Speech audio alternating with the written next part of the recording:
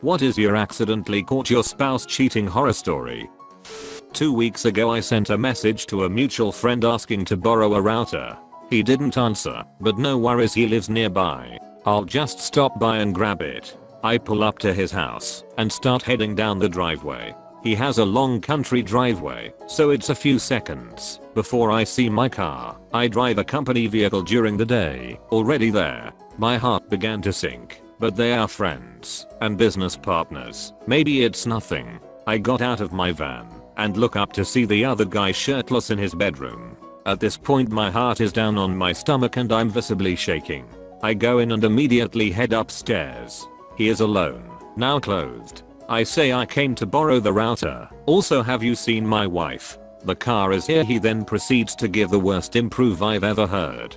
Huh, no, she was here at some point though. Whatever, I knew she was there, I just wanted him to admit it. I go down, take the router, and head back to the van where I finally encounter my wife topless trying to sneak around the side of his house. And now here I am. Found my wife's notebook. Written on the first page was a 10-step plan detailing how she was going to leave me for another guy. I turned it into 1 step. I got a new job with a cell phone company. Free phone for me, $15 a month for her. First bill comes in with call detail. She was on the phone an hour a day with this number while supposedly at work. I call, dude answers. I hang up. I ask her. She lies and said it was a gal pal of hers. I told her I know she is lying and call it again. Dude answers. RQ Brooke.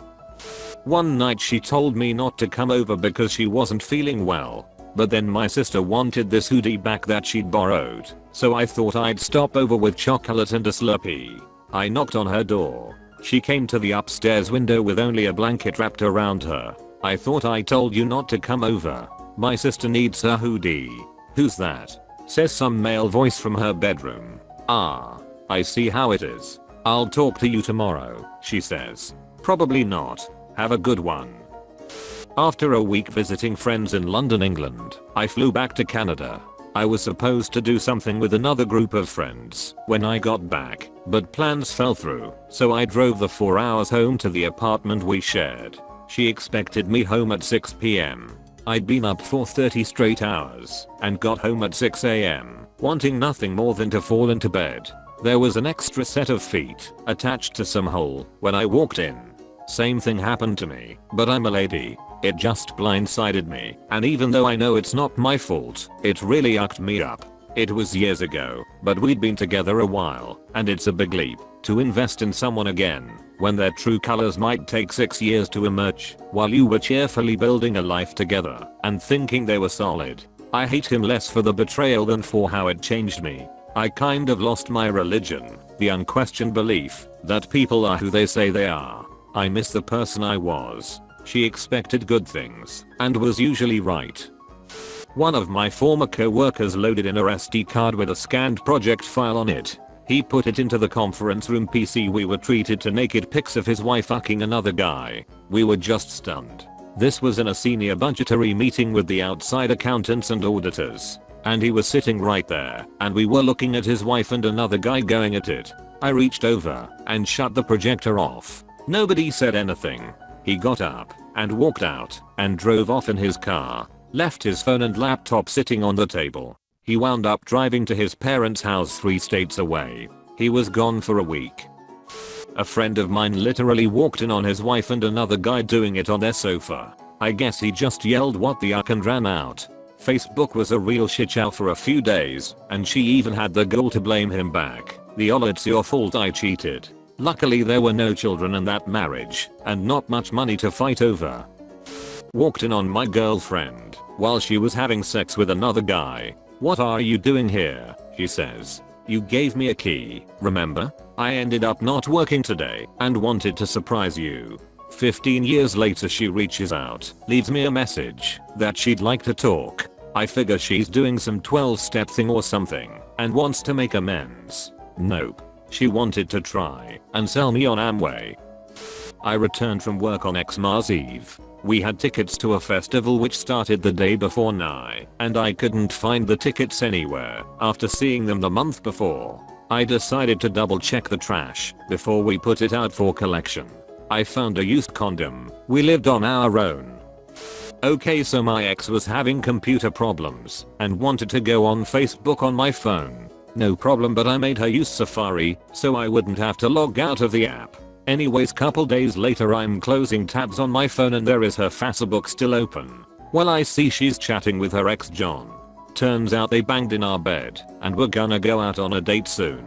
So in the messages he asked she wear something nice in the messages. I'm not the jealous type, so I leave it for a couple days. Couple days go by and she wants to have sex. Well, we are kissing and getting hot and heavy. I whisper in her ear, don't forget John wants you to wear something nice on your date Saturday. The look of horror in her eyes was magical. I put my shirt on and start walking out as she's crying and saying she's sorry. Long story short, I suspected something for a few months. Like an idiot, I opened her phone while she was asleep and found exactly what I was looking for, like you always do when searching through someone else's phone. Even with all of the texts right there, to see she still lied about it multiple times. She eventually admitted to it, but downplayed it heavily. She told me about 2 nights ago that he asked her out on a date and she said I had to say no and was visibly sad about it. In the process of getting a divorce now. Hurts like hell.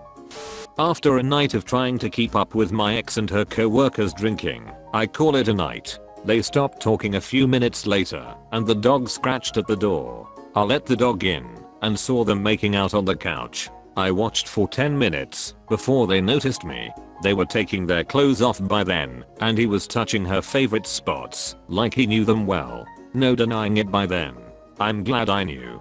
A tense conversation followed with the two of them. He left, very drunk on a very cold night. She got a ride to her aunt's place and begged me to go look for him in the cold. I went to the bathroom while we were playing board games. When I came back, everyone laughed at all my moves. She had looked at my hand of clue cards. It made it really hard to trust her during the orgy that followed.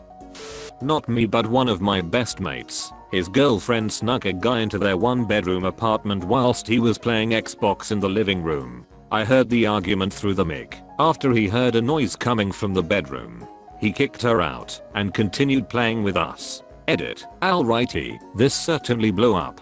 To the people saying my buddy deserved it because he is addicted to video games, I don't know where you got that from. He only plays when there is a bit of spare time. She is just a red person. After he caught them in the act and kicked her out, he came back onto the mic to tell us what happened and to get off the game. We encouraged him to stay on and talk everything through with us. We were in different countries at the time and couldn't see him in person because we were worried. Their relationship had been a little rocky, but who would guess that someone would cheat, and especially in the next room. He is a great guy who did not deserve that happen to him. He is now in a healthy relationship with a wonderful lady. Didn't happen to me, but my closest friend growing up. He was making out with his girlfriend in the back of her car, which at the time she had only had for a week, and he put his hand on the back of the car somewhere between the back of the headrests and the rear windshield. I guess the opposite of a dashboard.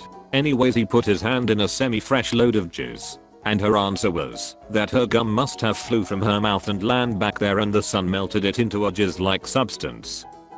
My first long-term girlfriend and I were going to go to the same college. I got accepted, but had to start the semester after she did, meaning we would be slightly long distance for a few months. It wasn't too bad because we were only about 2 hours apart, so it was pretty easy to visit, but our relationship did struggle a bit. I remember one night I got a phone call from her, and when I picked up it was obvious it was a butt dial. I could hear her talking to some guy, but couldn't make out what they were saying. I called her, and she picked up, and I asked what was up. She said she was in bed about to go sleep. I told her about the butt dial and she said it was her friend Jack, who I met, asking to borrow something.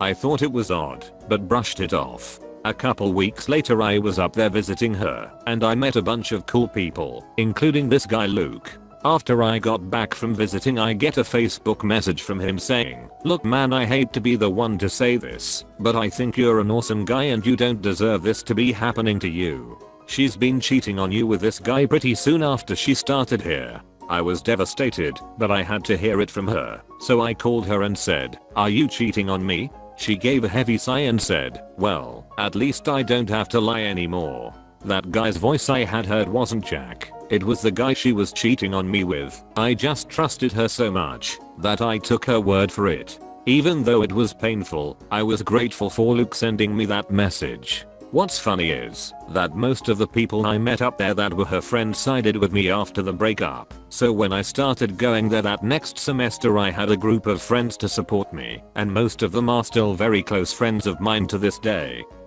I've posted about this before, but he changed his phone password. I left it for months until something just wasn't sitting right in my gut. I unlocked his phone with my thumb, and I didn't even have to look. There was a messaging app open with a girl he was meeting the next day. I sent him to work without confronting him. I reset passwords through a long chain of emails to finally access the one associated with the messaging app.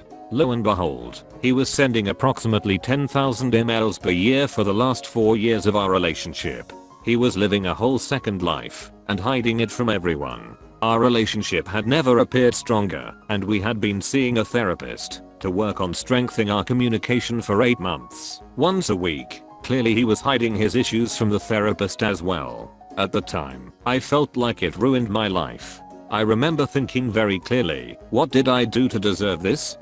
When I thought that, something inside of me just snapped. I calmly went and bought a giant coffee and cardboard boxes. I packed all his things up before he was home from work and changed our locks. The end. Edit. People are asking. I moved his things into storage and left the key along with the passive-aggressive notes. He left me a short note apologizing for what he did and owning up to it. He made a social media post telling everyone what he did and asked they leave him alone and support me. I saw him weeks later to talk, and he didn't try hide what he had done and transparent. I loved him, and if he had came to me and admitted he had this problem, I would have helped him seek therapy. It wasn't the subject matter so much that is the issue. An addiction is an addiction. It's the lying.